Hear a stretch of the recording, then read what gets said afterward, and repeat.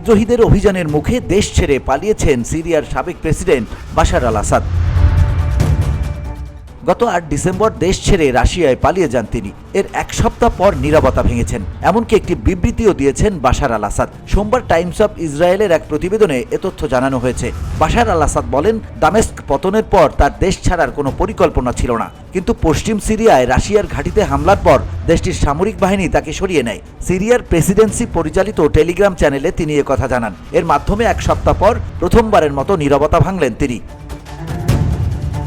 তিনি বলেন, বিদ্রোহীরা রাজধানীতে হামলা চালানোর কয়েক ঘন্টা পর ৮ ডিসেম্বর সকালে তিনি দামেস্ক ত্যাগ করেন। তিনি রাশিয়ার মিত্রদের সঙ্গে সমন্বয় করে লাতাকিয়ার উপকূলীয় প্রদেশের হামিমিম বিমান ঘাঁটিতে আশ্রয় নেন। সেখানে তিনি যুদ্ধ চালিয়ে যাওয়ারও পরিকল্পনা করেছিলেন। বিবৃতিতে তিনি বলেন, সেই রাতে রাশিয়ান ঘাঁটিতে ড্রোন হামলা হয়। এরপর রাশিয়ানরা তাকে মস্কোতে নিয়ে যাওয়ার সিদ্ধান্ত নেয়। তবে পূর্ব পরিকল্পনার অংশ হিসেবে আমি দেশ ত্যাগ করিনি। বাশার বলেন, সংঘর্ষ চলাকালে কোনো সময়ই আমি পদত্যাগ বা আশ্রয় নেওয়ার কথা ভাবিনি। এমনকি কোনো ব্যক্তি বা দলের দ্বারা এমন প্রস্তাব দেওয়া হয়নি। সন্ত্রাসী হামলার বিরুদ্ধে লড়াই চালিয়ে যাওয়াই ছিল একমাত্র পদক্ষেপ।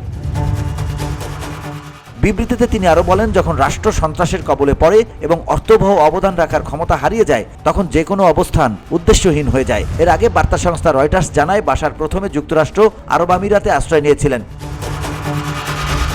বাশার প্রথমে সংযুক্ত আরব আমিরাতে আশ্রয় নিয়েছিলেন, কিন্তু আন্তর্জাতিক প্রতিক্রিয়ার ভয়ে তা প্রত্যাখ্যান করে আবুধাবি। পরে তার নিরাপত্তার দায়িত্ব নেন পুতিন। রুশ পররাষ্ট্রমন্ত্রী সের্গেই ল্যাভরভ কাতারে বিদ্রোহীদের সঙ্গে চুক্তি করে আসাদকে মস্কোতে পৌঁছানোর সুযোগ করে দেন। আসাদের প্রধানমন্ত্রী মোহাম্মদ গাজী আল জালালি জানান, পালানোর রাতেও আসাদ পরিস্থিতি নিয়ে তাদের বিভ্রান্ত করেছিলেন। আগের রাতেও শেষ ফোনালাপে তিনি বলেছিলেন, আগামীকাল দেখা হবে।